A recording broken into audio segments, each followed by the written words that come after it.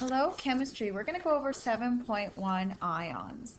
So first of all, an ion is when a neutral atom gains or loses electrons.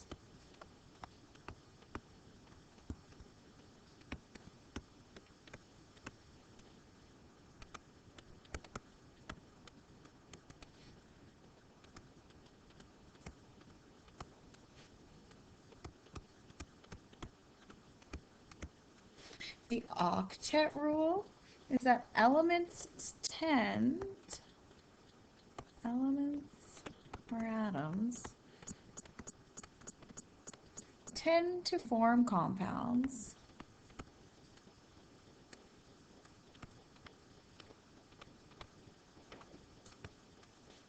in ways that give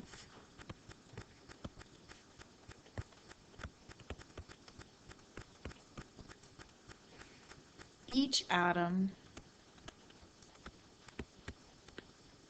8 valence electrons. So we keep talking about these valence electrons, those electrons that are available to interact. There are going to be an exception to the octet rule that we're going to talk about in just a second. Okay, I like cats. Cats make me happy or positive. So a cation, a cation, is a positively charged ion. Positively, oh, I hate this sometimes.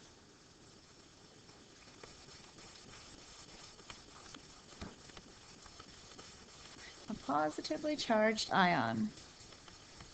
Okay, anion kind of looks like an onion. Onion makes me sad or negative. So an anion is a negatively charged ion.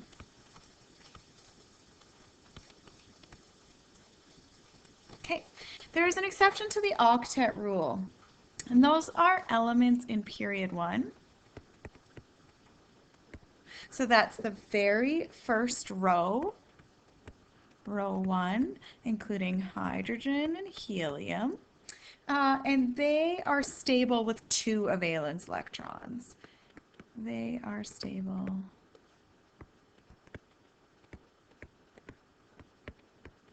with 2 valence electrons. Okay, so everyone else wants the octet rule, wants 8, except for row 1 is okay with 2. So that's the one exception. There's 2 different ways that we could satisfy the octet rule, get 8 or a full valence electrons. So the first is sharing. And so we call this cooperation, or another word for this is covalent bonding. And then the second way is by transferring. And when we transfer electrons, we call that ionic bonding, meaning we use ions. Okay? Metals tend to lose electrons, and nonmetals tend to gain electrons. We use something called Lewis electron dot structures. And what these do is they show valence electrons. Each atom is represented by its symbol, and each valence electron by a dot. So we saw before when, hopefully this should look familiar, we made up a periodic table where we put the symbol in the middle and then we put the dots. Now every textbook's a little different. I said we start at the top and we go around in a clockwise way. This way it looks like they use the 2 sides, then the top, then the bottom. So but then here, they kind of follow our pattern as well, top, bottom. So every textbook's going to be a little different, but do notice that everything in this column is full with the octet rule, with the exception of period 1 or row 1. Everything in this column has 1 valence electron, 2, 3, 4, 5, 6, 7. Okay, so something we've seen before. Okay, again, a cation is positively charged ion.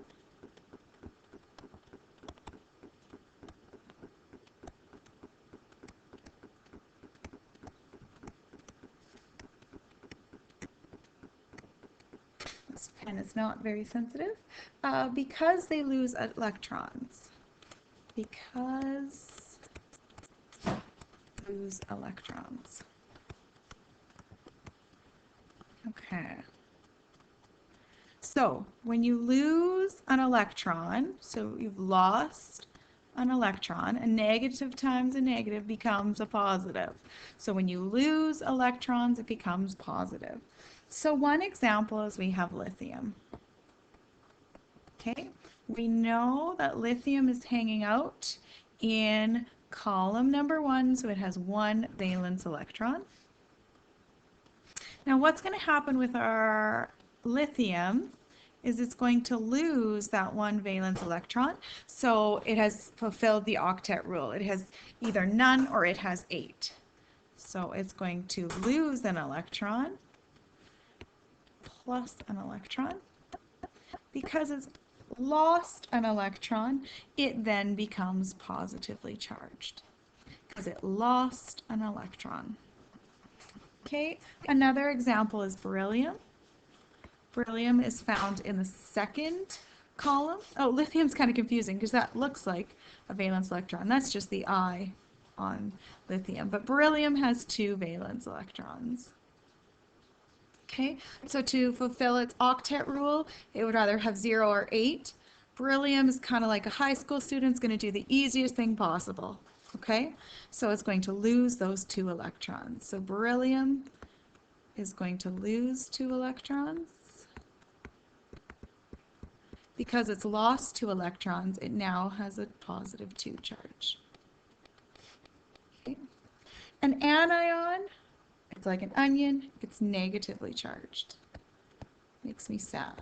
Negatively charged. Because it has gained electrons.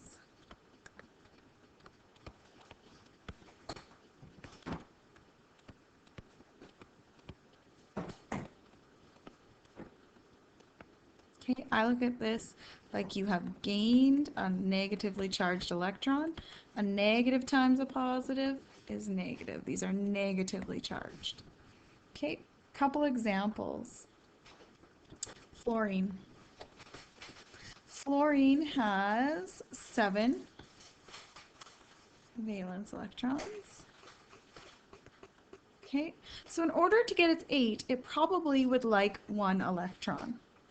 Okay, so we are going to have fluorine. It's going to gain an electron. Once it has gained an electron, it is going to have a charge, a negative charge. So this is its anion that it has formed. Okay. Notice that this is kind of opposite to the way we did cations. We have the electrons on the left side here, right side here. Let's try another one, oxygen. With 6 valence electrons, well, oxygen's going to need another 2 to get its 8, 1 there and 1 there. So oxygen is going to form an ion with a negative 2 charge. So this is the ion, more specifically an anion of oxygen. And did I have one more? I did. Nitrogen. Okay, nitrogen has 5 valence electrons. So it could lose all 5, or it could just gain 3. Gaining 3 is going to be easier. So we have nitrogen, we gain 3 electrons, then nitrogen has a charge of 3 minus. Okay, so a little bit of an assignment. You need to predict and explain whether each of the following is going to be a cation or an anion by showing the ion that will form. So this is the ion that was formed. It is a cation because it's positive. Also because we lost electrons, that makes it a cation. So, I already did fluorine for you, so that one should be easy. And I did beryllium for you as well. There you go. And oxygen. So not that much work, but I still want to see the process, okay? And I don't, yeah. That's what I want. So this will be handed in as well.